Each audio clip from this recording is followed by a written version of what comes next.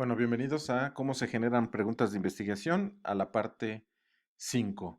Em, Nada más solo para que recuerden, en la parte 4 habíamos hecho alguna serie de observaciones acerca de por qué el cielo es azul, o esa sería como nuestra pregunta. Habíamos revisado las teorías sobre el color y el gran problema que teníamos por resolver, donde no vemos a la Tierra desde fuera, sino desde dentro, y por lo tanto no podíamos pensar en las teorías de refracción como una posible respuesta a nuestra hipótesis. Bien, retomando esta cuestión, vamos a regresar al problema original de por qué el cielo es azul. Y aquí hay un problema fundamental en todo esto. Nosotros observamos el color azul desde abajo de la atmósfera, no desde arriba. Por lo tanto, nuestra hipótesis es falsa o no se acepta. ¿Me explico? No podríamos aceptar una hipótesis donde digamos que el cielo es azul por la cuestión de la refracción y que es la longitud de onda la que se refracta. Si el color es el resultado de la reflectancia o reflejo de la luz sobre una superficie, ¿cómo podemos observar un color en el cielo? Esa sería como la cuestión. Bien, nuestra pregunta ha cambiado y ahora no parece tan simple contestarla. La luz entra por la atmósfera. ¿Cómo puede observarse azul, no blanca? Y para terminar de fregar nuestra primera hipótesis, observamos que el cielo no siempre es azul. Es decir, sobre todo al amanecer o al atardecer, puede tener tonalidades rojizas. O incluso si ustedes se van más al norte, pues pueden encontrar las famosas estelas boreales, ¿no? Y las australes. Y ahí pues los colores son totalmente diferentes. Bien, entonces lo siguiente sería entrarle a la literatura o ver qué es lo que ya se ha dicho. Obviamente no lo vamos a hacer aquí. Vamos a construir otro marco teórico diferente. Y en este, pues descubrimos que ya alguien hizo la misma pregunta y ya está totalmente contestada. ¿Me explico? Esto puede llegar a suceder, sobre todo si no estamos empapados del tema y nos hacemos una pregunta más o menos general y cuando intentamos responderla nos damos cuenta que ya alguien más la respondió. Aquí no es cuando ustedes deben de preocuparse, más bien lo que deben de buscar es qué no se ha hecho de esa respuesta. ¿Me explico? Empaparse del tema, entre más sepan ustedes, es mucho mejor. Y siempre va a haber cosas que investigar. Aquí la cuestión es que esto ya está totalmente, sabemos y vamos a revisar las explicaciones. El cielo parece azul, esto es sacado de la revista de Muy Interesante. Dice, el cielo parece azul debido a la manera en que la atmósfera interactúa con los rayos del sol. La luz blanca que proviene de los rayos del sol, como la emitida por el sol, está compuesta por muchos colores diferentes de luz, cada uno con su propia longitud de onda correspondiente. Cuando esta luz encuentra materia pueden ocurrir varios efectos, debido a que cambia la velocidad a medida que viaja de un medio aire a otro, por ejemplo el agua.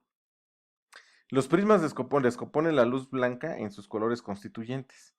El color azul del cielo se debe a un fenómeno denominado dispersión de Rayleigh, que se refiere a la dispersión selectiva de la luz por partículas cuyo tamaño es menor que un décimo de la longitud de la onda de la luz azul. Ocurre con mayor frecuencia cuando la luz viaja por gases, aunque también sucede con sólidos y líquidos transparentes. Por eso a veces hay agua que ustedes la sacan en un vaso y se ve azulada el agua. Es decir, todavía la parte de azul que llega a la atmósfera, que llega hasta nuestros ojos, puede ser incluso todavía retrasada y que podamos observarla más azul incluso. Entonces, la dispersión de Rayleigh depende en su mayoría de la longitud de onda de la luz, siendo la luz con menor longitud de onda la más dispersa. En la atmósfera baja, las pequeñas moléculas de oxígeno y nitrógeno dispersan la luz de onda corta, como la correspondiente a la luz azul, y violeta, en un grado mucho mayor que la luz de onda larga, como el rojo y el amarillo. De hecho, la dispersión de la luz violeta, de 400 más o menos 400 nanómetros, es 9.4 veces mayor que la dispersión de la luz roja, que es de 700 nanómetros. Si bien las partículas atmosféricas dispersan la luz violeta más que la azul, el cielo se ve azul porque nuestros ojos son más sensibles a este tipo de azul, de color. Acuérdense que nosotros ya los violetas sí los vemos, pero tendemos a perderlos, ¿no? Y porque aparte de la luz violeta es absorbida en la atmósfera superior.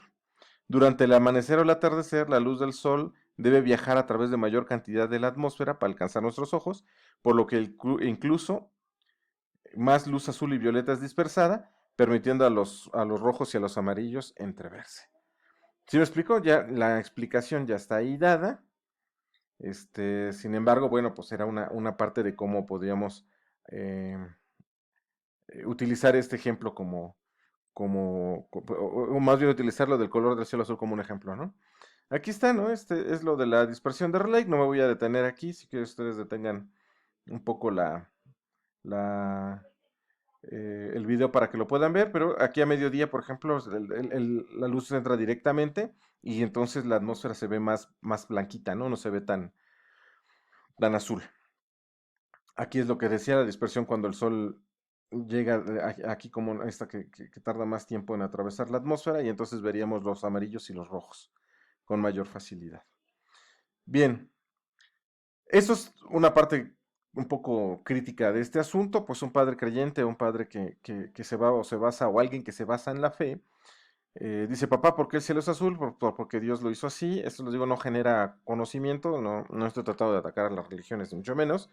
Simplemente digo que esto no genera conocimiento, dado simple y sencillamente porque no se puede falsear. ¿Me explico? No pueden hacer ustedes una hipótesis o cómo falsean que Dios lo quiso así. ¿Me explico? No es posible. Por lo tanto, al no poder generar conocimiento, pues nos quedamos con la cuestión de, bueno, pues entonces es un acto de fe. Sin embargo, lo quería un padre ateo, que bueno, claro que está un poco condicionado a creyentes y ateos, pero un padre no creyente, digamos, porque cuando la luz atraviesa la atmósfera, las longitudes de onda azules más cortas son absorbidas y dispersadas en todas direcciones por las moléculas de gas y de aire. Pero claro, siempre existirán hipótesis alternativas, ¿no? Ahorita hasta el momento, pues es lo que más hemos estado observando. Sería como la parte más plausible de que sea así. Aquí les pongo otro ejemplo. Ahora ustedes deben proponer una hipótesis sobre su trabajo. Claro que ya lo han estado haciendo, lo han estado desarrollando en clase. Si su trabajo es experimental, pueden generar una hipótesis. Si su trabajo es descriptivo o exploratorio, pueden generar una predicción. Las hipótesis van de la mano con los experimentos. Los experimentos no son descripciones. Generalmente un experimento es porque ustedes manipulan una variable. Si no hay manipulación de variables, no puede llamarse experimento. Al no haber manipulación es un trabajo descriptivo exploratorio y por lo tanto generarían predicciones. Vamos a hacer otro ejercicio. ¿Por qué las jirafas tienen un cuello tan largo? Que es una pregunta que seguramente ya han escuchado o ya han abordado en otras materias, incluso en otras. Seguramente han escuchado de las dos grandes hipótesis que siempre ha habido. Una es el uso-desuso, es decir, las jirafas tenían un cuello normal, empezaron a tratar de alcanzar hojas cada vez más altas y eso hacía que provocaran como un uso y ese uso empezara a hacer que el cuello creciera, de tal manera que al cabo de un tiempo las jirafas desarrollaban un cuello más largo. Estas son teorías lamarckianas, ¿no? Son epigenéticas, sería de un factor ambiental que estaría ejerciendo un efecto sobre los genes. Hoy en día la epigénesis tampoco está tan descartada. Hace algunos años hubiéramos dicho que estas teorías de Lamarck eran un poco absurdas. Hoy en día hay procesos epigenéticos muy fuertes, solo que nadie hasta el momento, hasta donde yo sé, ha podido demostrar que esa epigénesis sí se queda en los genes y sí puede ocurrir esto que decíamos de la teoría del uso y desuso. La otra teoría era la de esa es la del uso y desuso que les decía, y la otra es la darwiniana o la evolutiva. Las jirafas primitivas de cuello corto y patas de longitud normal intentaban constantemente, sobre todo en las épocas de sequía, ramonear las verdes hojas de los árboles, ¿no? A causa del continuo estiramiento del cuello y de las patas, estos miembros comenzaron a alargarse. Esta es la teoría del uso-desuso. ¿Sale? Y la teoría darwiniana dice, entre las antiguas jirafas se daban algunas diferencias en cuanto a la longitud de sus cuellos y patas.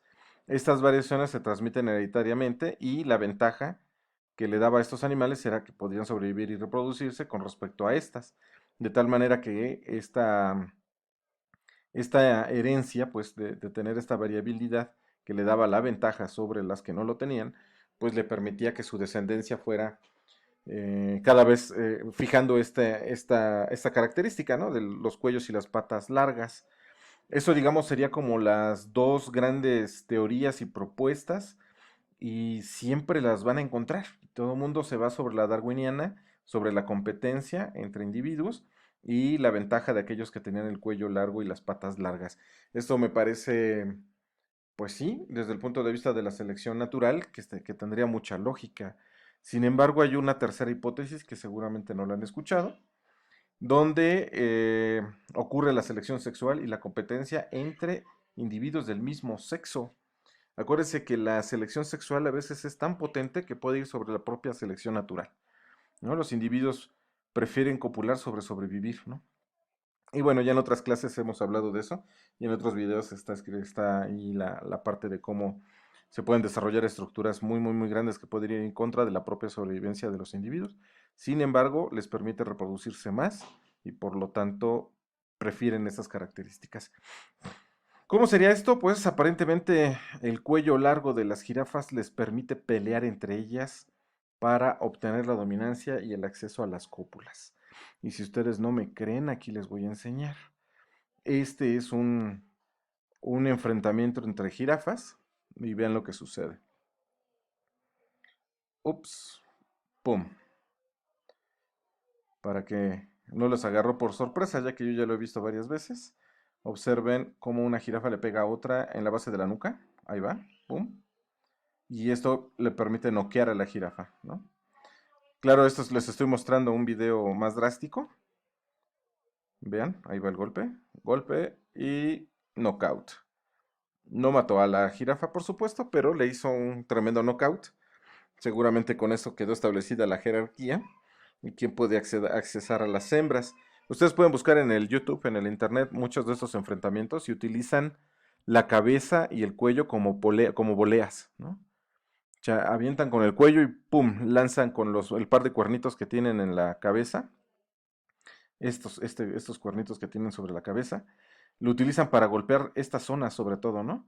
Tratan mucho de golpear aquí, de golpear los genitales, golpear los laterales, pero lo que ustedes observaron aquí fue un impacto cabeza a cabeza en la base del cráneo, que sacudió seguramente el cerebro y eso hizo que la jirafa simple y sencillamente cayera en knockout. Como podrán observar, hablamos de dos hipótesis, pues no tan sencilla como la del color azul, y esta otra que pues también tendríamos evidencia, ¿no? Evidencia clara de que podría ser por selección sexual. Aquí ahora sería ponernos a pelear entre los biólogos evolutivos de la onda sexual y los biólogos evolutivos de la onda natural, ¿no? A ver quién tendría más razón. Bueno, pues este video sería todo por ahora. Espero que les guste, que les haya gustado. Denle pulgar arriba, suscríbanse al canal, ayúdenos a continuar con el Instituto para la Conservación de la Cordillera Neovolcánica ante el Cambio Climático. Hasta pronto.